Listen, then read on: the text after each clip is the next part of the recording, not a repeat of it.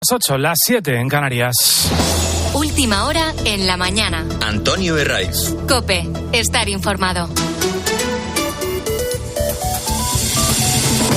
Muchas gracias por seguir al otro lado de la radio. Te saluda Guillermo Vila en esta tercera hora de la mañana del fin de semana. Un saludo en nombre de todo el equipo de este programa, contigo hasta las 8:30, hasta que llegue Iglesia Noticia. Y luego ya sabes que te sigues en COPE durante todo el día a partir de las 10 con Cristina, a la que tanto hemos echado de menos y que ya está de vuelta con nosotros, dándonos lecciones de radio y de vida, como la que nos dio ayer.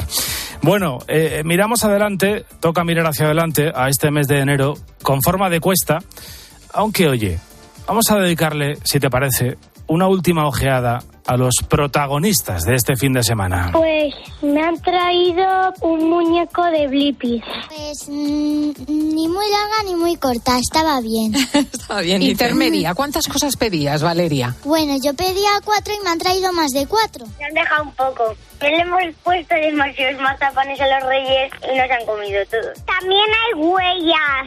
Han dejado huellas, pues con... Han dejado huellas. Los camellos, claro, como no van a dejar huellas. Bueno, seguramente quede algún trozo de papel de regalo debajo del sofá. Mira, a ver, revisa, no se te haya colado también algún trozo de fruta escarchada de esa que nadie se quiere comer. Y sobre todo, no vaya a ser que te encuentres con un 10º premiado del gordo de la Lotería del Niño, que es el 94.974. Un número que ha estado repartidísimo en todo nuestro país. También lo ha estado el tercero, no tanto el segundo premio, el 89.634, que cayó íntegramente en la localidad madrileña de Móstoles, donde, por cierto, en algo, yo al menos no lo recuerdo, creo que nunca visto, se vendieron también décimos del primer y del tercer premio. Desde luego esto sí que es suerte.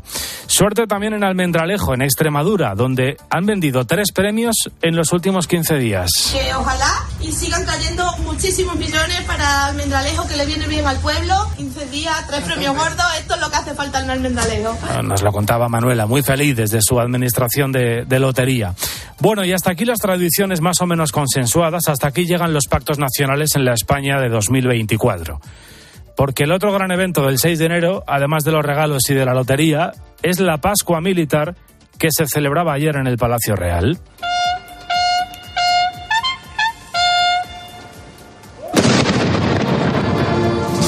Bueno, una Pascua Militar que este año ha tenido como principal novedad la participación por primera vez de la princesa de Asturias. Y la verdad es que había cierta expectación, aparte de por ver a la princesa, por escuchar el discurso de Felipe VI, sobre todo después del firme alegato en defensa de la Constitución y de la unidad nacional que protagonizó en su intervención del 24 de diciembre, en Nochebuena.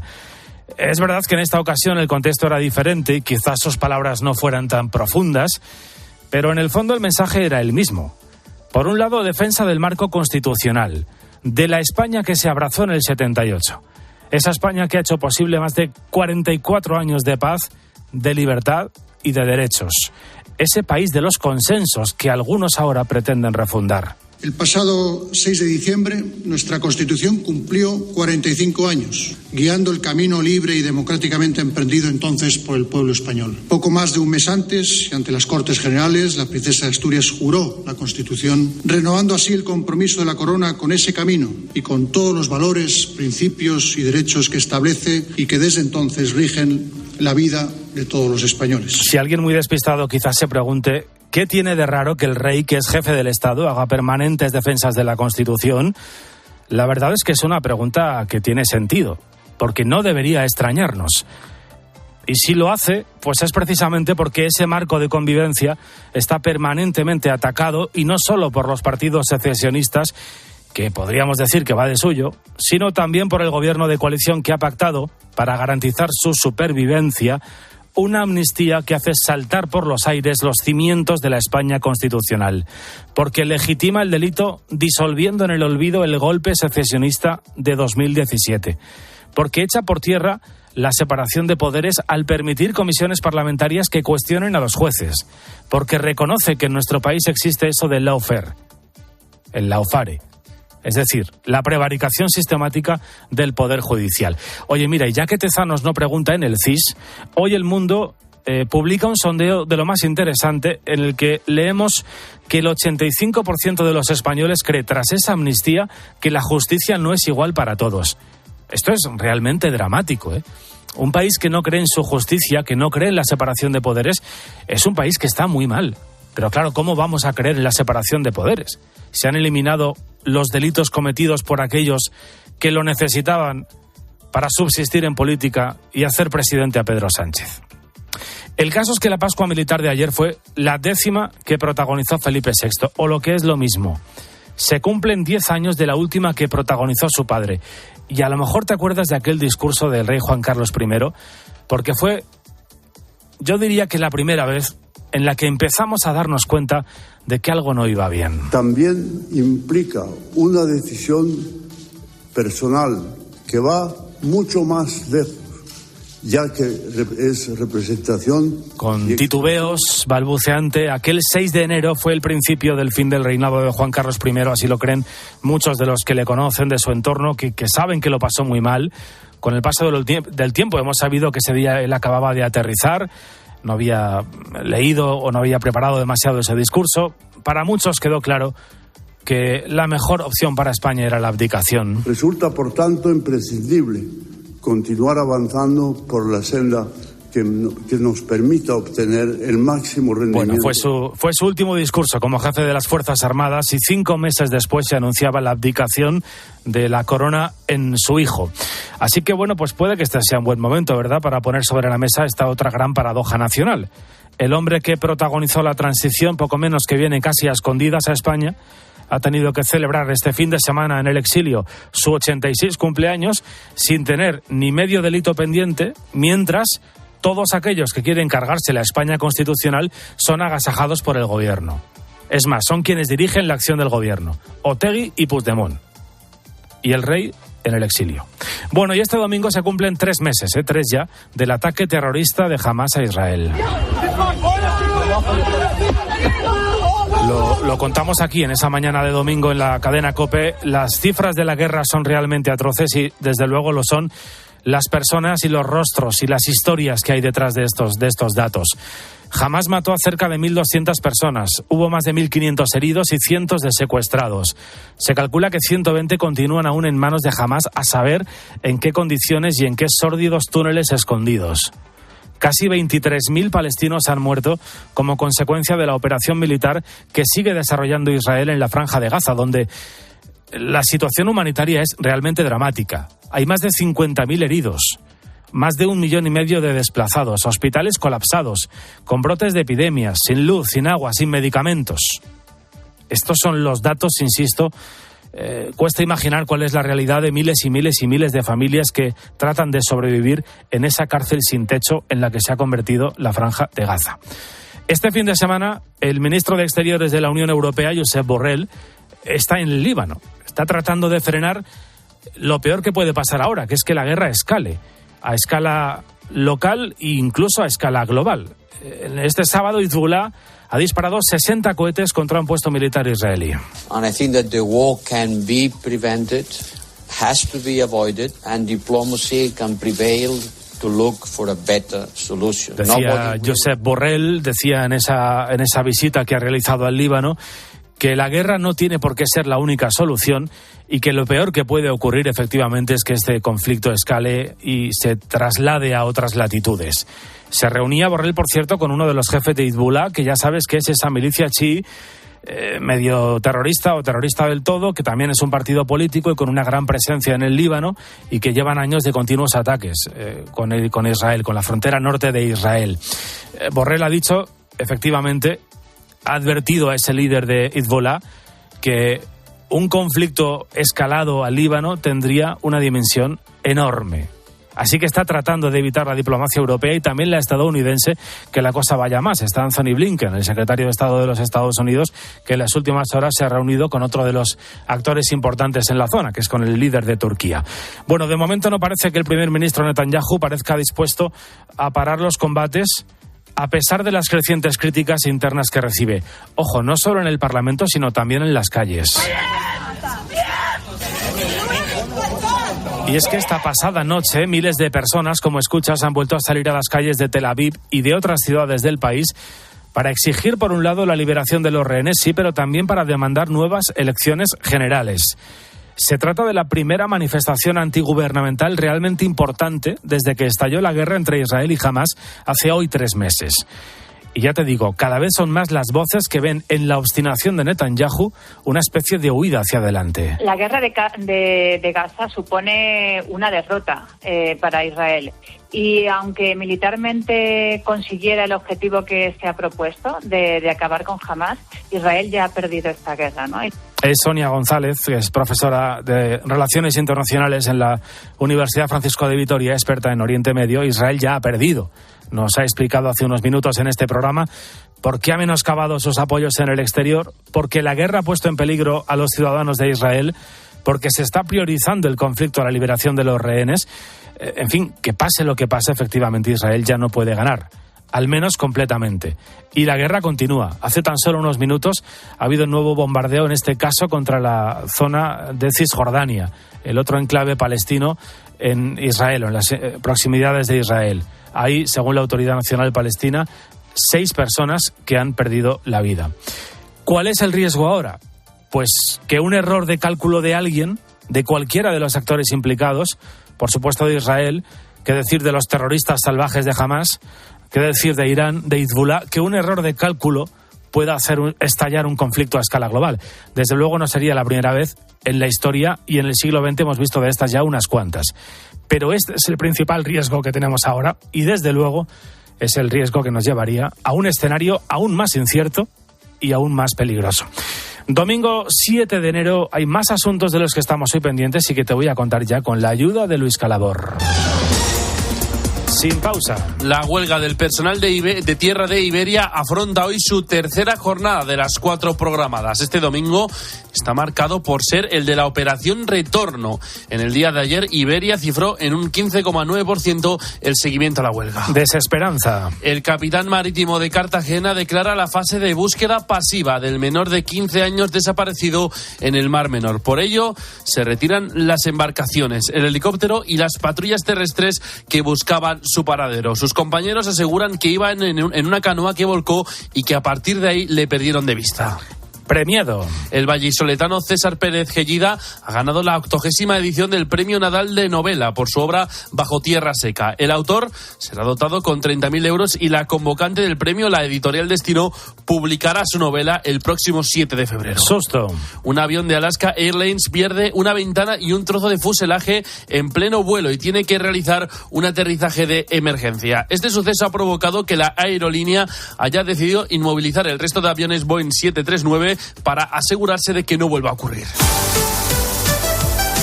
Victorias del Atlético de Madrid, del Real Madrid. No hubo sorpresas en la Copa del Rey, protagonista de este fin de semana deportivo. Luis Munilla, buenos días. Buenos días. Sin sorpresas en la Copa del Rey de fútbol. Solamente el Betis ha caído de entre los equipos de primera en este primer asalto de los 16avos de final.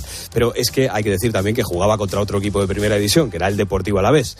Es cierto que los ha habido que han pasado apuros, pero en cuanto decidieron pisar el acelerador, la calidad pudo más que la ilusión de los equipos modestos. Sucedió, por ejemplo, con el Real Madrid, que llegó empatado a 0 al descanso con la Arandina, pero resolvió en la segunda parte. Y, por cierto, debut ilusionante de Arda Güler. Sucedió también con el Atlético de Madrid, que empezó bien, pero sufrió ante el Lugo y Simeone terminó echando mano de los pesos pesados. Y a ver qué hace hoy el FC Barcelona, que juega en campo del modesto Barbastro, de Segunda Federación, y que en la situación en la que está no puede permitirse ningún tropiezo. Lo que está claro es que la Copa mola y la vamos a contar desde las 12 del mediodía en el tiempo de juego de COPE. La mañana. Antonio Herraiz. COPE. Estar informado.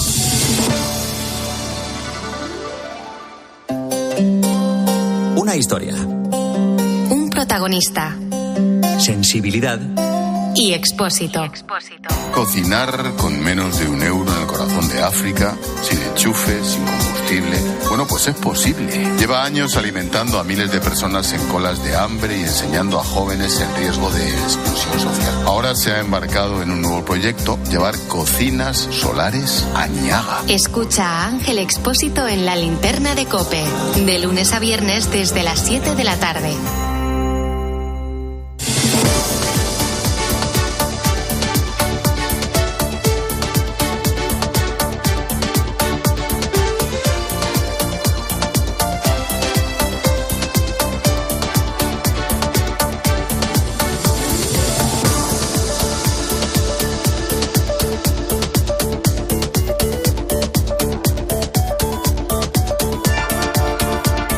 8:15, 7:15 en Canarias. Media España está con tos, la otra media con fiebre.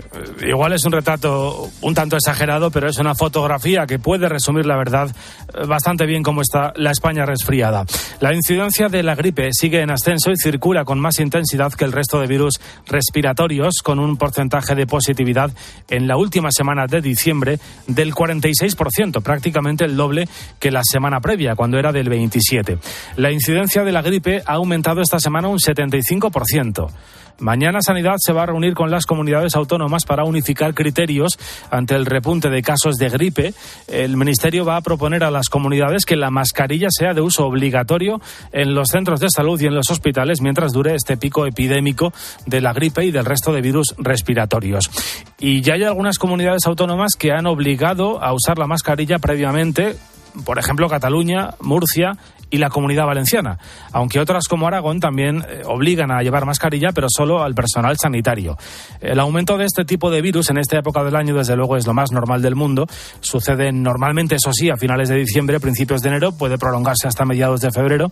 Solo se interrumpió, claro, durante los años de la pandemia, cuando entre el aislamiento y las mascarillas pues se produjo ahí una barrera frente a esos virus. Juan Armengol es presidente de honor de la Sociedad Española de Medicina de Urgencias y Emergencias y ha tenido la amabilidad de atendernos a esta hora de la mañana. Doctor, ¿qué tal? Buenos días. Don Juan Armengol, buenos días. Sí, perdón, soy Juan Pablo de Torres, de la Clínica Universidad de Navarra. Perdóneme. Ha sido un error mío que ahora se lo voy a explicar al oyente porque usted no tiene la culpa. Juan Armengol efectivamente es el presidente de honor de la Sociedad Española de Medicina de Urgencias y Emergencias y lo vamos a escuchar ahora. Pues es tal y como se percibe, ¿no? Es decir, en todos los entornos tenemos a gente resfriada cuando menos y en la gente más mayor pues les afecta más. Hay un aumento muy importante de atenciones en las urgencias en toda España, fuera de España también, porque es la época. Frío y además con, virus respiratorios. En este caso, en mi opinión, y además claramente el Champions, el premio se lo lleva la gripe. Tenemos muchísimos casos de gripe A. Bueno, debe ser que a mí me ha pillado la cuesta de enero. Ahora sí, Juan Pablo Torres, codirector del Departamento de Neumología de la Clínica Universidad de Navarra. Le pido mil disculpas y le saludo nuevamente. Buenos días. Buenos días, encantado de estar con vosotros. Cuéntenos, doctor, ¿mascarillas obligatorias en centros de salud y hospitales le parece una medida razonable en este momento para evitar contagios? ¿Es útil? Por supuesto que sí. Lamentablemente una de las aprendizajes que tuvimos luego de la pandemia fue que estas medidas eran útiles en la transmisión de los virus respiratorios y por tanto la recomendación está totalmente justificada, ¿verdad? En lugares, centros sanitarios, en lugares de grandes acumulaciones de gente y seguir respetando las otras medidas también de prevención de transmisión de virus como son el distanciamiento social y el lavado frecuente de manos. Juan Pablo, ¿cree usted que debería haberse tomado antes, quizá antes de Navidad o en los primeros días de Navidad, esta medida?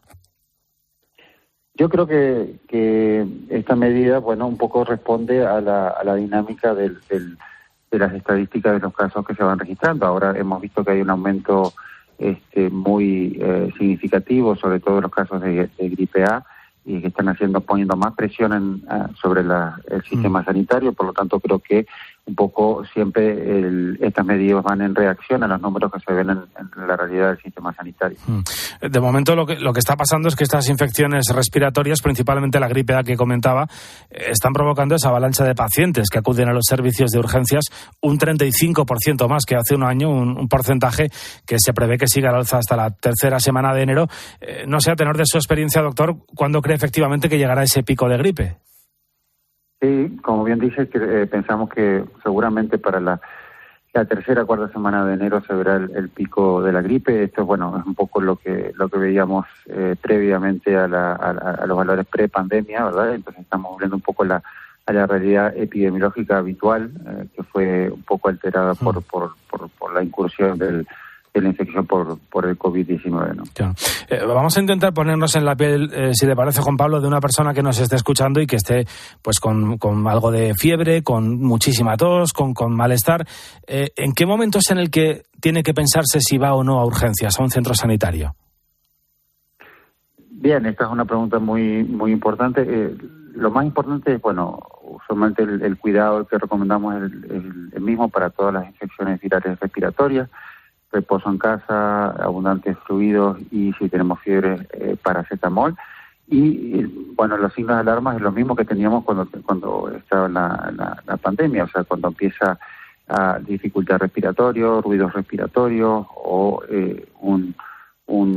aquellos que tienen en casa todavía los pulsioxímetros y detectan que los valores de los niveles de oxígeno en sangre bajan por debajo del 90%, por supuesto deben acudir a los servicios de urgencia. Pero si no, mientras cursamos el cuadro habitual de fiebre y malestar general, estar en casa y seguir esas recomendaciones. En la actualidad en la farmacia se pueden comprar los test para saber si uno tiene COVID, incluso gripe o gripe A. ¿Cree usted que esta información aporta algo realmente necesario para el enfermo, para el paciente, o que no hace falta? En principio no es necesario, porque bueno, para eso están los centros centinelas de monitorización de los casos, en el cual se hace un seguimiento a través de pruebas fiables que tenemos dentro del sistema sanitario y en definitiva saber si es COVID, gripe A o coronavirus o otro tipo de rinovirus no tiene mayor utilidad, porque el manejo de la situación será exactamente lo mismo y las precauciones serán exactamente lo mismo. Lo más importante son las medidas de precaución que mencionaba anteriormente y los cuidados que mencionábamos anteriormente. Y en el caso de los niños, ¿tenemos que tomar alguna precaución especial? Porque es verdad que en el grupo de edad de 0 a 1 y de 1 a 4 es donde estamos viendo una prevalencia muy alta de las infecciones respiratorias. ¿Hay que tomar alguna medida especial, ir al médico en algún otro momento del proceso? No, similares precauciones. Hay un mayor protagonismo del virus incisional respiratorio, que es el habitual, que también se da durante estas épocas, y que bueno, los números son los habituales que hemos visto ya están llegando a los valores previos a la pandemia, o sea que no hay que tomar ninguna otra precaución especial. Muy bien, pues Juan Pablo Torres, codirector del Departamento de Neumología de la Clínica Universidad de Navarra, le agradezco mucho que haya querido estar con nosotros en la mañana del fin de semana en COPE en este domingo, en este 7 de enero. Que vaya muy bien, gracias, un abrazo. Muchas gracias por tenerme, gracias.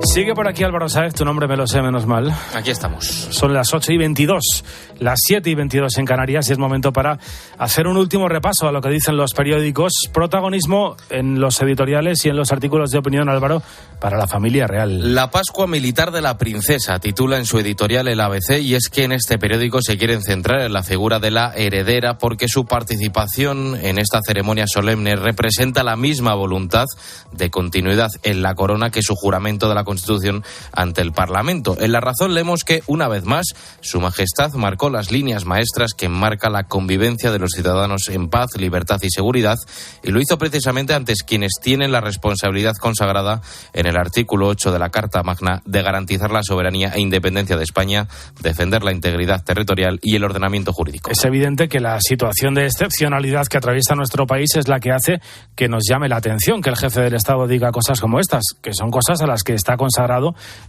institucionalmente precisamente en esa Carta Magna. Pero es noticia, pues entre otras cosas, por lo que tenemos por delante en esta semana en clave política. Tenemos votaciones importantes en el Congreso. Por un lado, la convalidación del decreto de medidas anticrisis del Gobierno, uno más, el cuarto, amenazado por Junts, y que dicen los de Puigdemont, Álvaro, que van a votar en contra. Y que demuestra la debilidad del acuerdo entre Junts y el PSOE. Como escribe Jorge Vilches en La Razón, Sánchez ata a Junts flojo. El éxito de un acuerdo depende del control que se tenga sobre los elementos que se ofrecen, y si Sánchez no es capaz de asegurar la amnistía y el proceso nacionalista tal y como lo desea Junts, no tendrá fuerza y su gobierno tendrá los días contados, augura Vilches. Puigdemont no quiere ser uno más, dice Joaquín Manso en El Mundo. Asegura que así negocia Junts y que así tratará de hacer valer la lúgubre paradoja de que la democracia española someta al dictado de un prófugo la validación de un decreto que regula la calidad de la Administración de Justicia en España. Y aquí añade Manso un matiz importante, Álvaro. Convalidar las medidas anticrisis del Gobierno es necesario para que la Unión Europea desbloquee 10.000 millones de los fondos Next Generation. Y por eso señala la irresponsabilidad de Sánchez. Somete a los españoles a un riesgo económico tangible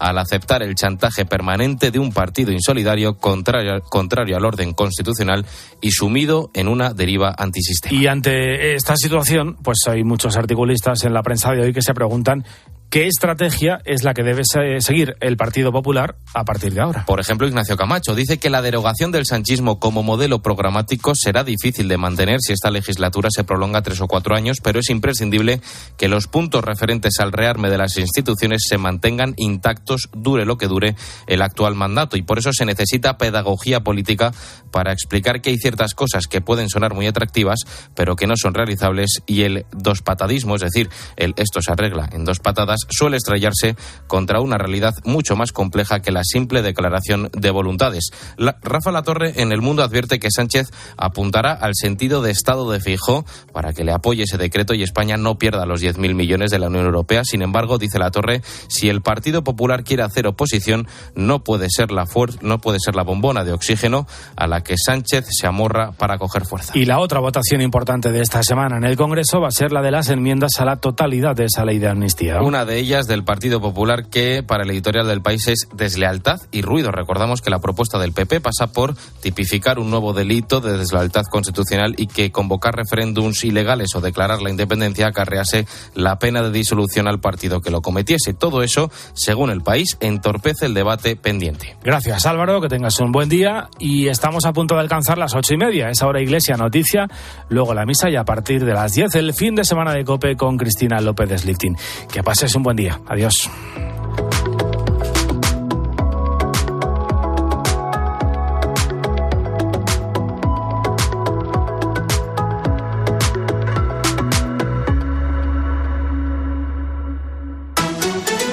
Antonio Herray. La mañana.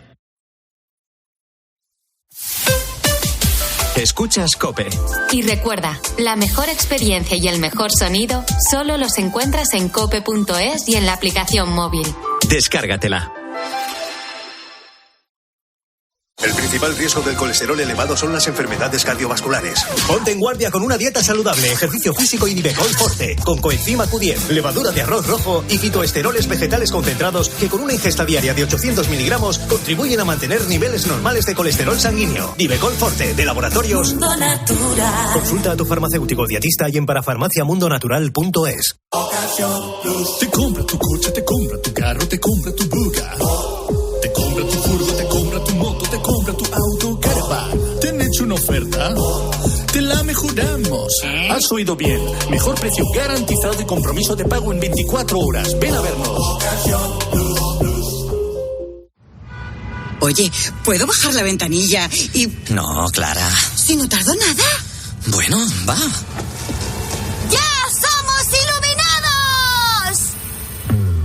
Cuando te haces iluminado y empiezas a ahorrar en carburante, en tus facturas de luz y gas, cuando ahorras comprando tus marcas favoritas con Wilet y en tus recargas eléctricas, te apetece contarlo. ¿Y tú? ¿A qué esperas para hacerte iluminado? Contrata la luz con Repsol en el 950 52 50 y empieza a ahorrar. Si las únicas personas a quienes les permites la entrada a tu casa mientras celebras la Navidad son Papá Noel y los Reyes Magos, entonces te interesa el seguro de hogar de Línea Directa, que además de ocuparse de todo lo importante, es el único con cobertura por ocupación ilegal, para que siempre estés tranquilo cuando no estás en casa. Cámbiate y te bajamos el precio de tu seguro de hogar sí o sí. Ven directo a lineadirecta.com o llama al 917-700-700. El valor de ser directo. Consulta condiciones. ¿Y tú? ¿Por qué necesitas Fluchos? Porque es tiempo de pensar en lo que te gusta, en la moda que te hace sentir vivo, chic, casual, sport. Nueva colección de otoño-invierno de Fluchos. La nueva moda que viene y la tecnología más avanzada en comodidad unidas en tus zapatos. ¿Y tú? ¿Por qué necesitas Fluchos? Fluchos. Comodidad absoluta. Una historia. Un protagonista. Sensibilidad. Y Expósito. Cocinar con menos de €1 en el corazón de África, sin enchufe, sin combustible. Bueno, pues es posible. Lleva años alimentando a miles de personas en colas de hambre y enseñando a jóvenes en riesgo de exclusión social. Ahora se ha embarcado en un nuevo proyecto, llevar cocinas solares a Niaga. Escucha a Ángel Expósito en La Linterna de COPE, de lunes a viernes desde las 7 de la tarde.